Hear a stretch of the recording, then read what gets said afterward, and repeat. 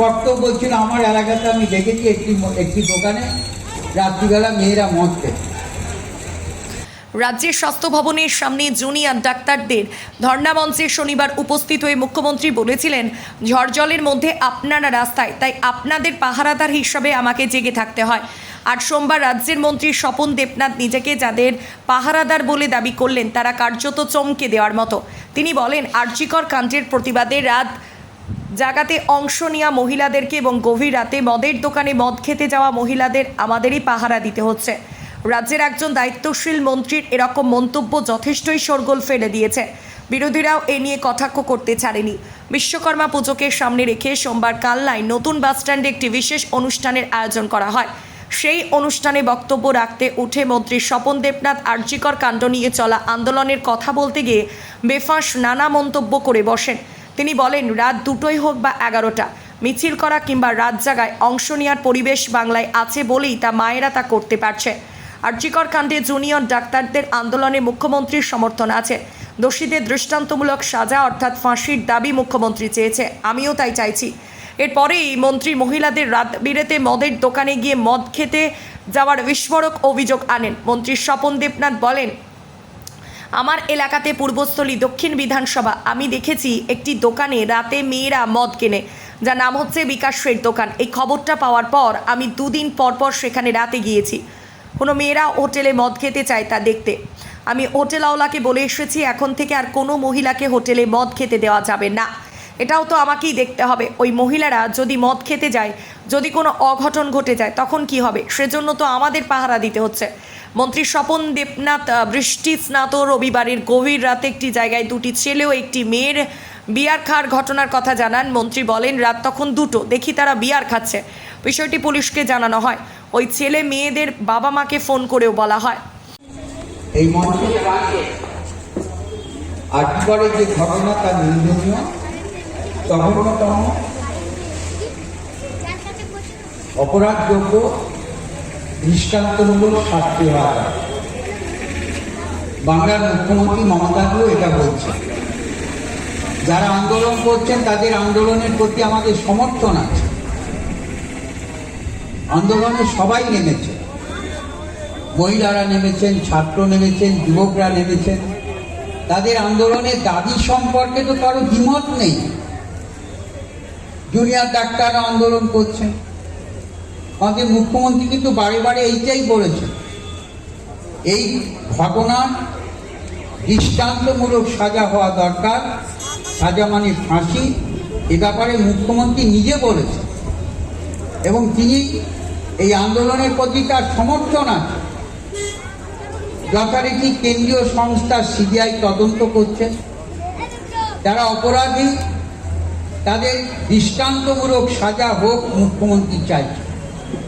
কথাগুলো আমি কেন বলছিলাম, যে মায়েরা রাস্তায় নেমেছেন, কেউ রাত জাগো, রাত পাহারা দাও, মায়েরা মিছিল করছেন। তা মায়েদের রাত 2টোর সময় 11টার সময় মিছিল করার মতো পরিবেশ আছে বলেই তো করতে পারছেন, এটা তো মানতে হবে। এটা তো অস্বীকার করে লাভ নেই। কিন্তু আমার বক্তব্য ছিল, আমার এলাকাতে আমি দেখেছি একটি দোকানে রাত্রিবেলা মেয়েরা মদ খেত, যার নাম হচ্ছে বিকাশের হোটেল। আমি খবরটা পাওয়ার পর আমি 2 দিন পর রাত্রিবেলায় গেছি, যে কোন মেয়েরা হোটেলে মদ খেতে যায় বা দেখা যায়। আমি হোটেলওয়ালাকে বলে এসেছি, এখন থেকে কোনো মহিলাই হোটেলে মদ খেতে যাওয়া যায়। এটাও তো আমাকে দেখতে হবে। তাহলে ওই মহিলারা যদি মদ খেতে যায়, যদি কোনো অঘটন ঘটে যায়, তখন কি হয়, সেখানে আমাদের পাহারা দিতে হচ্ছে, এটাও তো করতে হচ্ছে। একটা ঘটনার কথা বলি, এই বৃষ্টির সময় কালকে রাত্রিবেলাতে একটি জায়গাতে 2টি ছেলে একটি মেয়ে, রাত তখন 2টো, সে দেখা যাচ্ছে দুজন ওখানে বাড়ি বিয়ার খাচ্ছে। যথারীতি পুলিশকে জানা হলো, বাবা মাকে ফোন করা হলো, যে রাত 2টোর সময় আপনার মেয়ে কোন রাত জাগো আন্দোলনে গেছে, পুলিশ এসে তুলে নিয়ে গেল। এবার কি করবো বলুন? যে আমাদের ছেলেরা যদি না পাহারা দিত, তাহলে ওই মদ্য অবস্থায় মেয়েটা যদি কিছু হয়ে যেত, তাহলে তাই তখন তো আবার দায়িত্ব আমাদের করতো লোকে।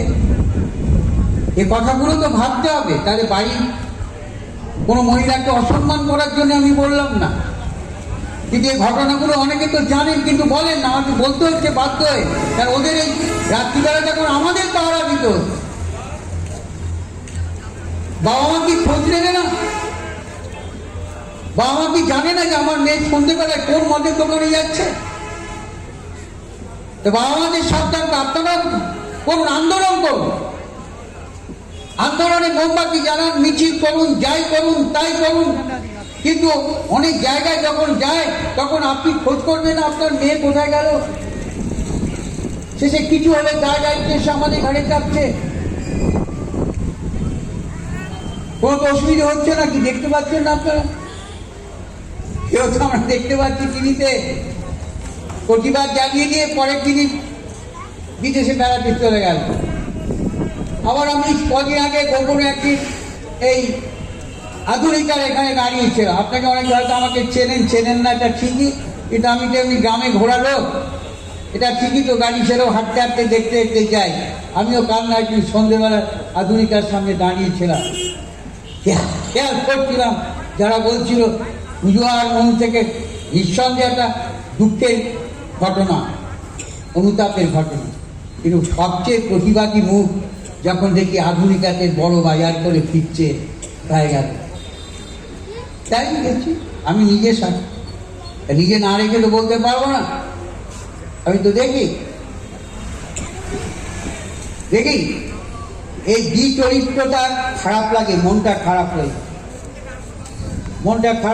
কালকে রাত্রি খারাপ হয়।